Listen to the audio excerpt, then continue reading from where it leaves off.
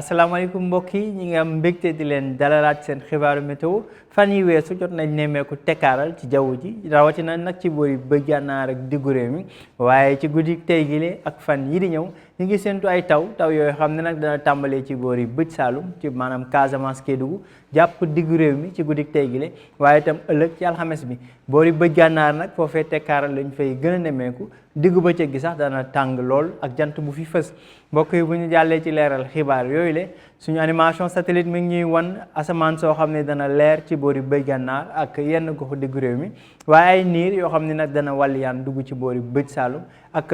ñi nga xam ne nag ñoo féetee ci daanaka diggu réew mi diggante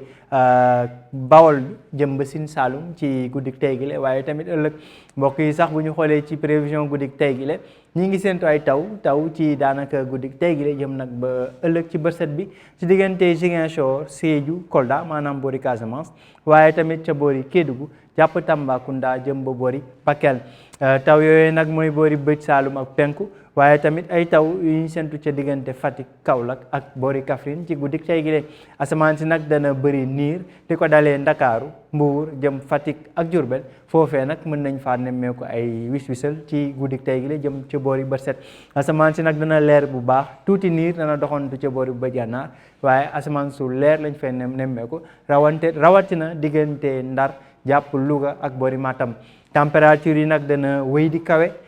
ci guddik tey gi le température bi gën a néew ñu ngi koy séntu ca boori Kédougou ñaar fukki degré ak ñeent ca boori Kédougou ñaar fukki degré ak juróom ba jëm juróom-ñaar ci gox yu bëri ci réew mi température yi gën a kawe ñu ngi koy séntu ca boori Kaolack Ndakaaru jëm ba boori penku bi ca Matam muy ñaar fukki degré ak juróom-ñett la ñuy séntu ci daanaka gox yooyu le ci guddik tey gi le muy température yi gën a kawe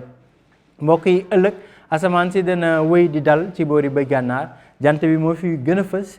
ci diggu bëccëg gi température yi nag dana yéeg egg ba ci fanweeri degré ak juróom-ñeent ca boori Matam bu ñu demee nag ba ci ëllëg ca ngoon jàpp boori guddi yi asamaan si dana xaw a andi niir yooyu nag dana andi taw ca boori bëj Saalum Ziguinchor Sédhiou Kolda waaye tamit ca boori Kédougou jàpp Tambacounda ci diggu dëkk bi tamit foofee ñu ngi fay séntu ay taw ëllëg ca ngoon jàpp guddi gi Fatick Kaolack Kaffrine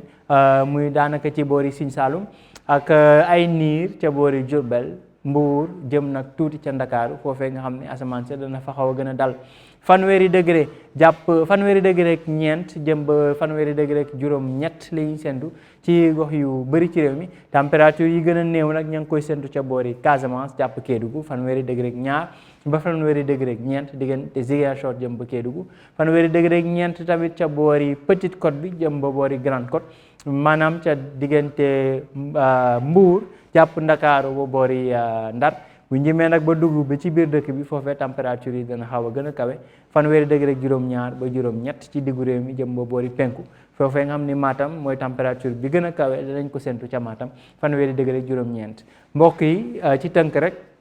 ñi ngi séntu ay taw ca boori Casamance jàpp Sénégal oriental waaye tamit ci Sine ak Saalum ci guddik tey gi le waaye tamit ëllëg ci alxames ba ca ngoon jëm ba boori guddi température yi nag dana wéy di kawe ci biir dëkk bi Ndakaaru température bi dana fa xaw a dal température bi dana fa xaw a dal nag ca boori Ndakaaru fanweeri degré ñeent lay doon muy température boo xam ni bu néew lay doon ca boori Ndakaaru mbokk yi li ma doon xibaar yi jox leen dig daje ëllëg ci yeneen xibaar météo jërë ngeen jëf